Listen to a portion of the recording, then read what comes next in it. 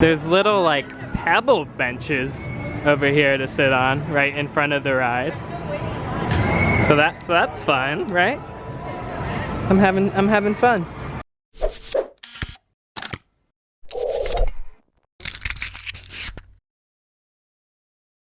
Hey, what is up you guys? I'm currently at the Disneyland Resort today because, well, I haven't been here in a while. So I want to check out everything that is new, including right behind me, the Pixar Pals parking structure, which is currently not open for cars, but they're running the tram back and forth underneath it. It's going to be open, actually today. If you're watching this video, it's open.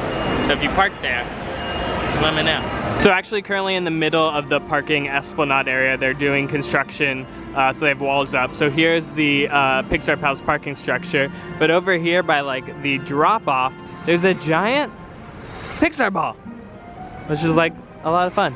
And right now this area is completely empty because nothing's happening over here. But I want to show you some of the levels for Pixar Pals. Obviously one, we have just the Pixar ball. I don't think anyone's gonna park at one. But two, we have Coco.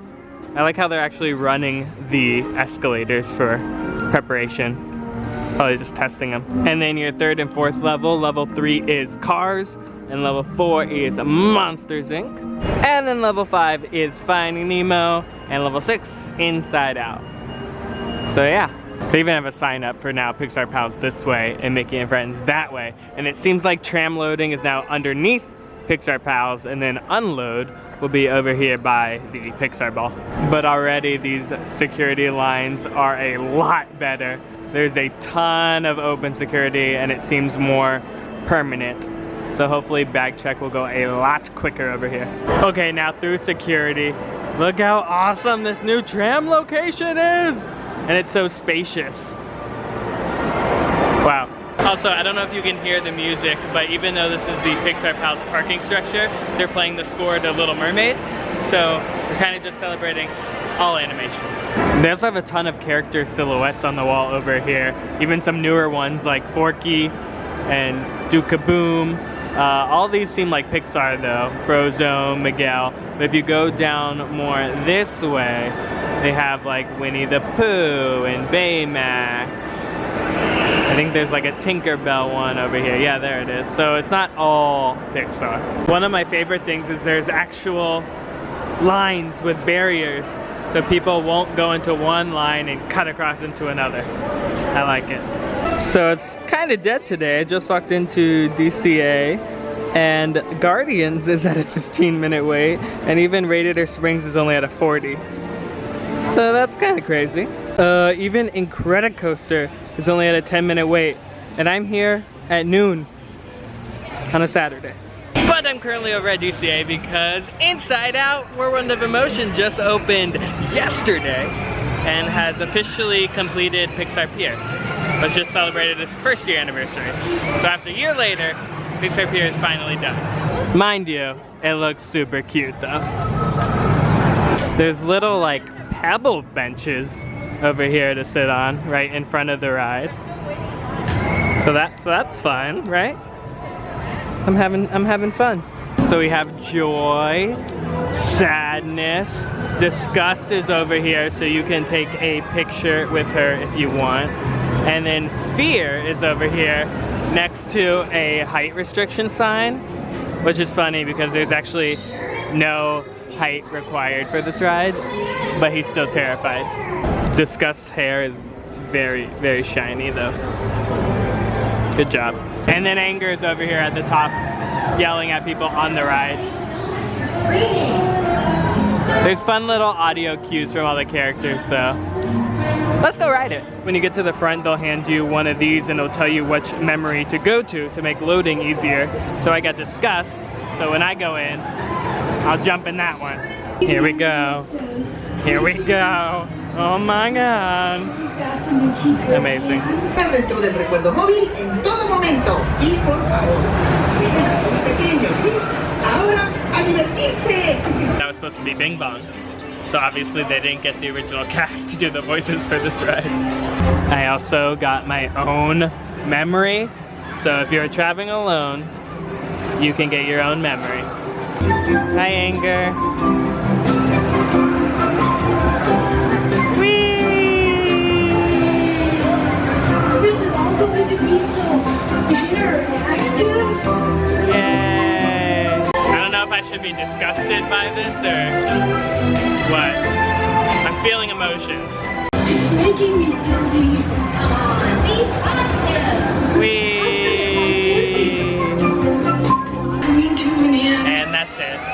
That was probably about a 45-second ride. I don't know if you can tell, but the memories on this wall here are lights, so I'm sure it's very pretty at night. That's inside Out Emotional Whirlwind. It's open. It's a kids ride, but Pixar Pier is finally complete, so it only took a year. Yay! What I do really appreciate are these trash cans. I love trash cans. So I just popped over to Disneyland here because there's a new 50th anniversary exhibit for the Haunted Mansion that just opened over by the Great Moments of Mr. Lincoln area. So I want to go check that out. Here it is. Happy Haunts materialized 50 spirited years of the Haunted Mansion. If you didn't already know, the Haunted Mansion turns 50 in August. So pretty exciting.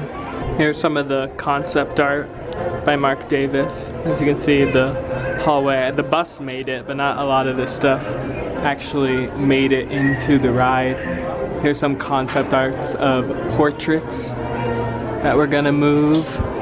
This one never made it in. And then even one of this Greek god who turned into a tree.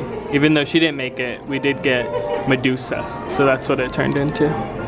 Basically, this guy had a really good idea of combining all these things, and it basically was the concept art for the Haunted Mansion wallpaper that we have today. As you can see, the face is still kind of there, but I do love these little skulls. Very creepy. Here's the concept art for the grandma that chills in the Great Hall ballroom scene. A lot of people think it's the grandmother from Carousel of Progress after she died, but this doesn't confirm anything other than ghostly grandmother. So here are a couple of maquettes that depict the ghosts in the graveyard scene. Although there is seesawing ghosts, what they originally wanted to happen was as one ghost hit the top position, the other one would disappear. So like a seesaw, like while this one was up, this one would disappear and so forth. But that never happened. Fun fact, in the original incarnation, the bride was actually the victim and she got her head cut off. And it says here, in this piece, she lost her head instead of the other way around. So, interesting. This is amazing. This is a concept art for a character called Candleman, where he's basically just wax. But Walt Disney found that Raleigh Crumb sketches for the Haunted Mansion were like too weird. So weird that they were gonna make a Museum of Weird attraction, like exhibit across from Haunted Mansion, but it was scrapped. I don't think it's too weird. I kinda love it. There's a lot of scrapped storylines. This one was at a one-eyed cat who hated mortals and would have haunted you through the attraction. I would love to be haunted by a one-eyed cat. I like this idea. Instead of the ghost jumping out from behind the tombstone, it would lift up from underneath it and scare you. Excuse me? There's a concept art for a man-eating octopus in a well? A hungry octopus in a well? That was a man-eater? I need this to come back. But that's just a look at some of the Haunted Mansion exhibit. I don't want to give too much away, so you guys can go check it out to yourself because there's a lot of fun things to discover, especially if you're a Haunted Mansion fan. But now, I'm gonna go check out Star Wars Galaxy's Edge because it is officially open to the public. No more reservations are needed, and currently, it's not at capacity. So, let's just walk into Star Wars Galaxy's Edge. So if you're visiting Disneyland during the summer and you're curious about Star Wars Galaxy's Edge capacity, in the app you'll find a menu right here, and currently it's open and there's no boarding, which means you can just walk in. If it's close to capacity, you'll have to request a boarding time, which is almost like a fast pass time to come back at, but it's open. Actually, right at the entrance over by Big Thunder Mountain, they have a huge sign out here, digital sign that'll tell you that the land is open or you have to join a boarding queue. So, let's go. All right, here's me walking freely into Batu. Oh, a weird concept. So I don't really have any objective here. Just want to see what the wait times are like with like everything open to anyone. At the moment, it looks like Smugglers Run is at a 70-minute wait. There's still no fast pass for this ride, so just stand by. But they do have a single rider line, which I'm very curious how fast that goes. I might do it. All right, I'm doing it. I've never done single rider on this ride yet. It's very bright and dark in here, little hallway. So because there's 2 bays for Smugglers Run in the single riders line, you can either choose to go this way or that way. Made it into the Millennium Falcon. It only took about 20 minutes as a single rider, but as a single rider, I think you'll mostly get engineer, which I got because you're like the last person to get called out. They could switch it up, but who knows? 20 minutes, I'm fine with engineer.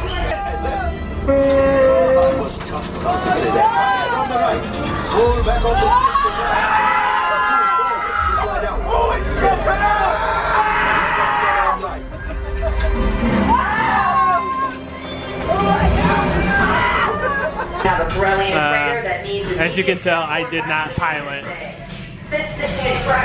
Well, that was fun. It was very obvious the group I was with have never been on it before because we hit everything you could possibly hit. I think we had like negative credits by the end, but it was fun.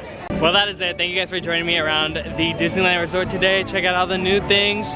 So many new things. We can park places now. Anyway, I'll see you guys real soon. Bye.